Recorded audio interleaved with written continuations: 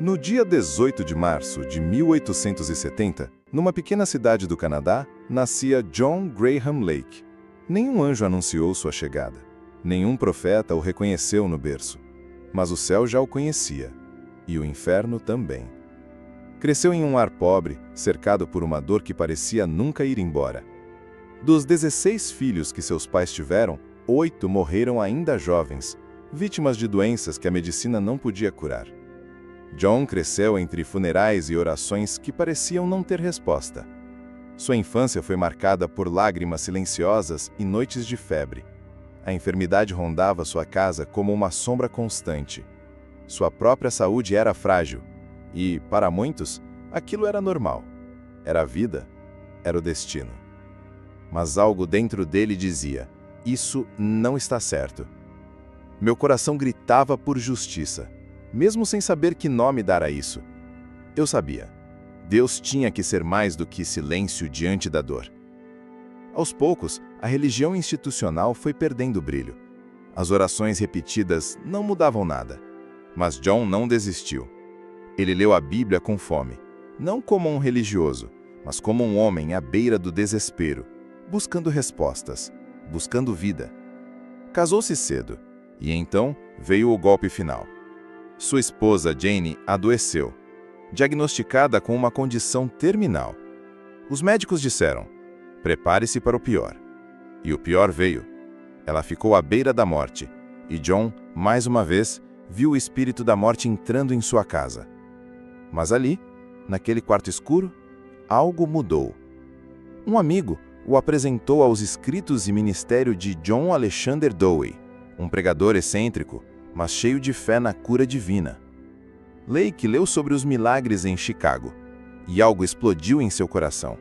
Uma revolta santa, uma fé ousada. Ele pegou a esposa pelas mãos, leu a palavra de Deus e orou. Não uma oração tímida, mas uma oração com autoridade, com convicção, com desespero. E então, ela foi curada, instantaneamente.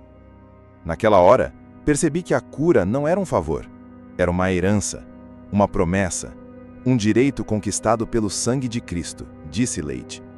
Aquela experiência não apenas salvou sua esposa, salvou o próprio Lake de uma vida medíocre. Algo nasceu ali, um chamado, uma missão. Ele não apenas acreditava na cura, ele carregava agora a convicção de que era possível viver em um novo nível de unção e autoridade. Mas ele ainda era empresário, rico, influente. Tinha tudo o que muitos buscavam. Mas Deus tinha mais. E o mais viria.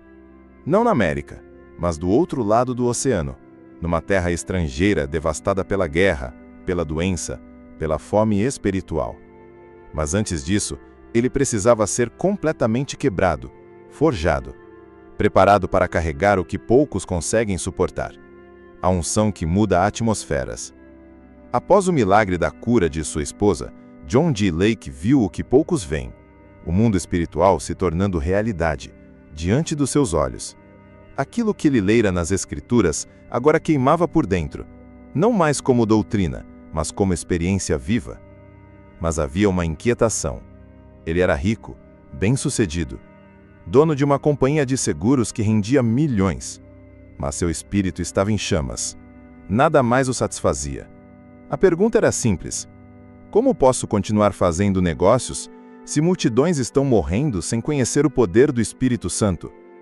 Um dia, Deus me falou tão claro quanto um homem pode ouvir: venda tudo, vá, eu quero você livre para mim. E ele obedeceu.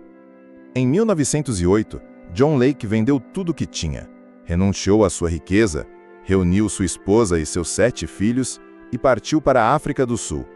Sem apoio financeiro, sem comitês missionários, sem garantias, só com fé e a palavra. Chegando lá, encontrou uma terra ferida, povos com fome física e espiritual, doenças dizimando aldeias, ocultismo e medo reinando. Mas Lake não recuou. Ele sabia o que carregava. Eu vim não com ideias, mas com poder.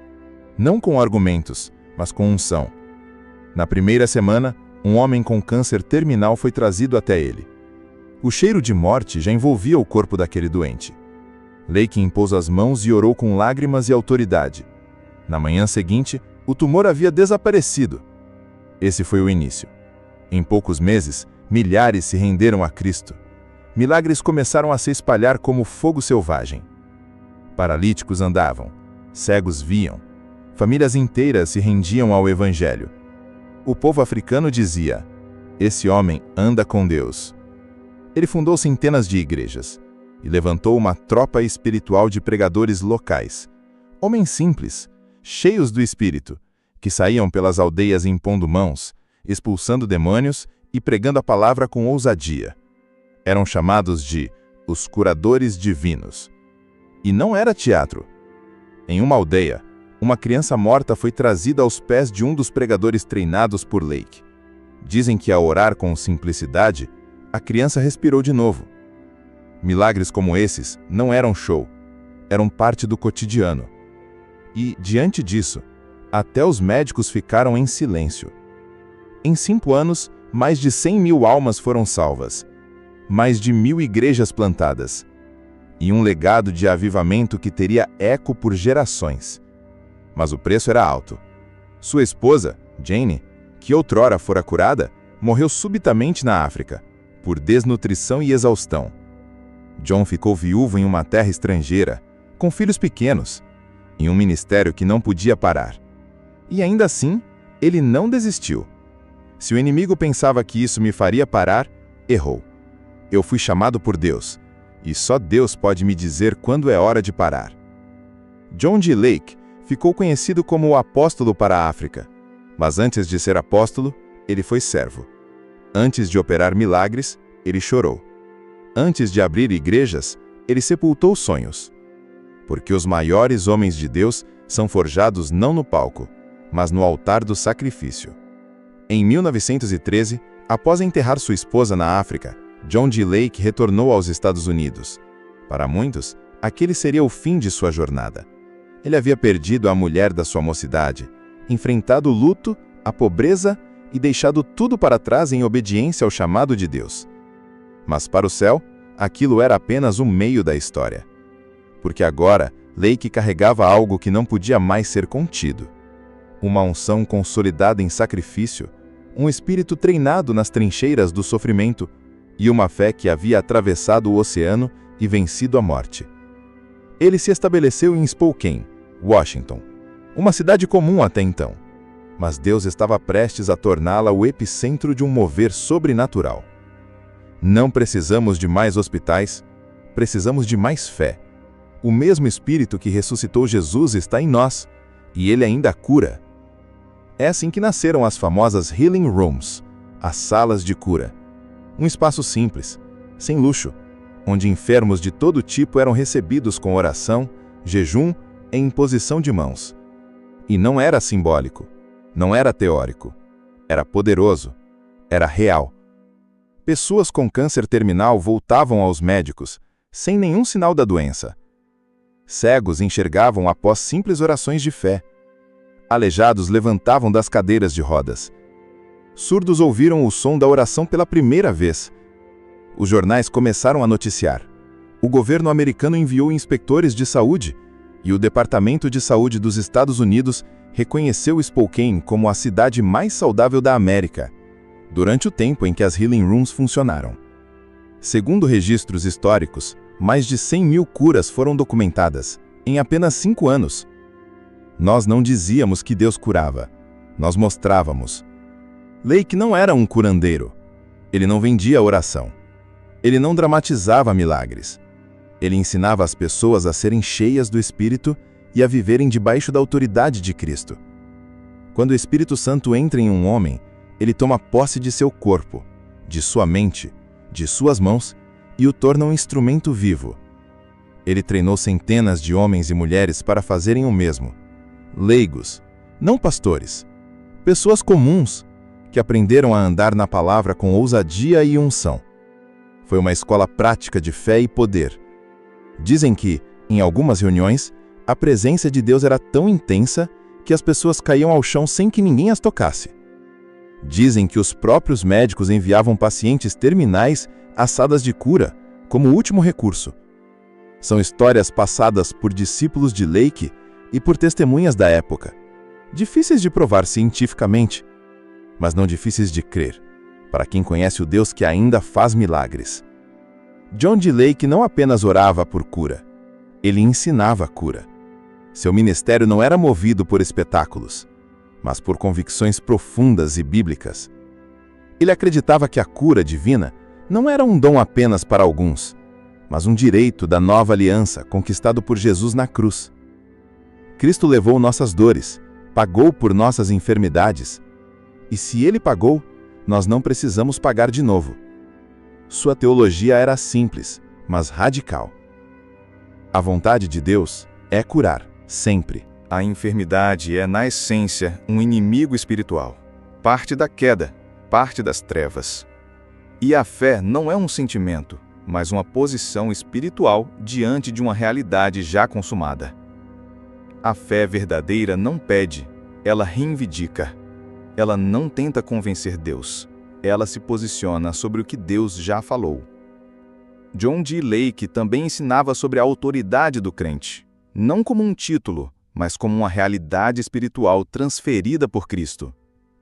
Ele via cada homem e mulher cheio do Espírito como um embaixador do céu, autorizado a confrontar o inferno com ousadia.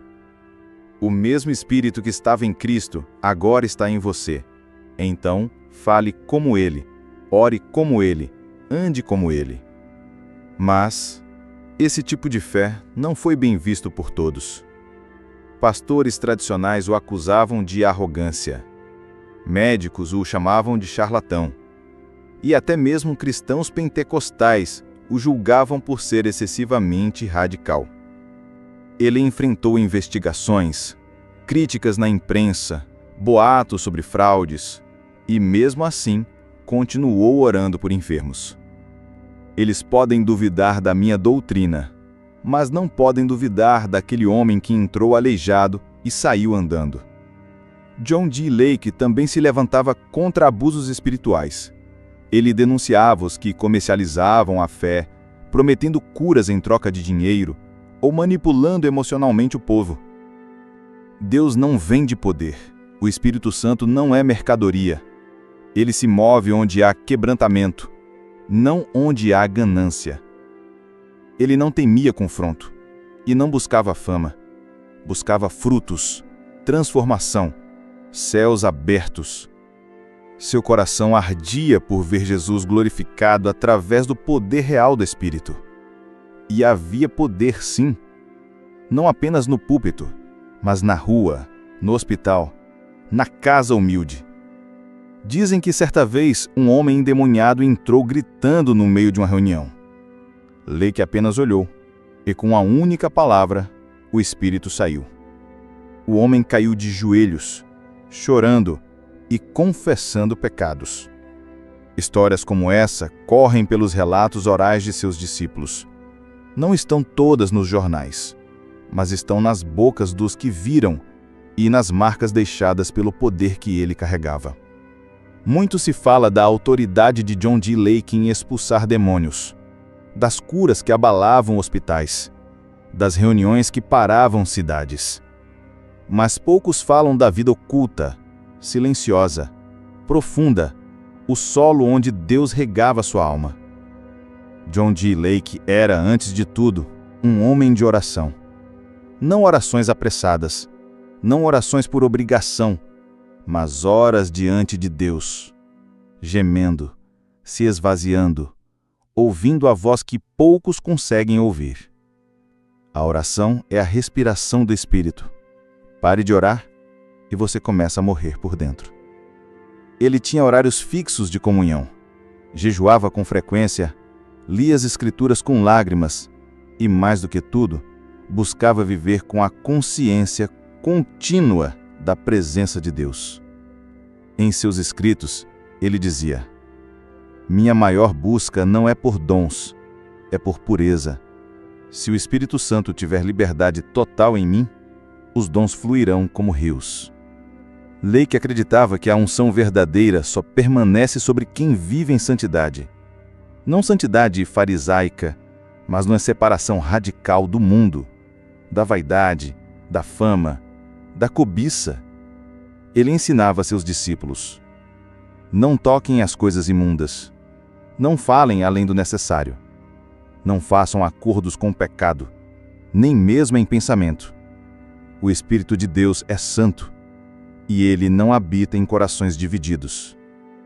Testemunhas afirmam que às vezes era possível ouvir gemidos e choro vindo do cômodo onde Lake orava. Ele buscava Deus como quem busca ar para respirar. O segredo do poder está na presença, e a presença só vem com rendição total. Ele não precisava de palco, não buscava microfone. Seu maior avivamento era interior. E quando saía para ministrar, não era John D. Lake que entrava no ambiente, era alguém cheio da glória de Deus. Em várias ocasiões, Lake descreveu opressões demoníacas pesadas durante noites de oração.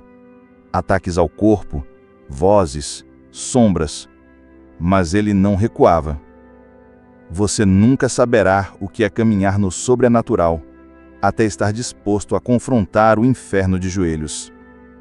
Dizem que certa vez um homem descrente o procurou e perguntou: qual é o segredo do seu ministério?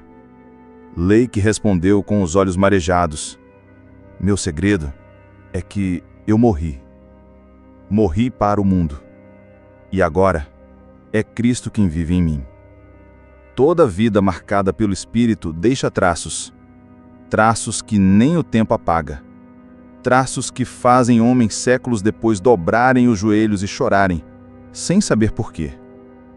John D. Lake terminou seus dias como começou, em oração, em consagração, em devoção total a Deus. Ele não morreu em fama, não morreu milionário. Morreu como um homem que havia entregado tudo e que não se arrependia de nada. No dia 16 de setembro de 1935, aos 65 anos, Lake partiu para a eternidade. Não foi um acidente, não foi uma enfermidade violenta. Foi como um apagar suave da chama de um homem que já tinha cumprido o que foi chamado para fazer. Prefiro viver 10 anos cheio do Espírito do que 100 anos apenas respirando. E o legado? Os números não contam tudo, mas impressionam. Mais de 100 mil curas documentadas. Milhares de pregadores treinados. Igrejas plantadas nos Estados Unidos, Canadá, África e além. Escritos e diários que ainda hoje são estudados por missionários, avivalistas e intercessores. Mas o seu maior legado não pode ser contado. É invisível. É espiritual. Está nas sementes que ele plantou nos corações daqueles que ousam crer que Deus ainda cura, ainda fala, ainda unge. Dizem que anos depois de sua morte, pessoas ainda visitavam o lugar onde ele costumava orar e caíam de joelhos, sentindo a glória ainda ali. A unção não morre com o homem. Ela se move com o propósito. A pergunta agora é para nós. Onde estão os homens como John D. Lake hoje? Onde estão os que largam tudo para viver pelo reino? Onde estão os que oram até o céu descer? Onde estão os que jejuam, choram, clamam e creem? Onde estão os que não querem fama, só querem mais de Deus?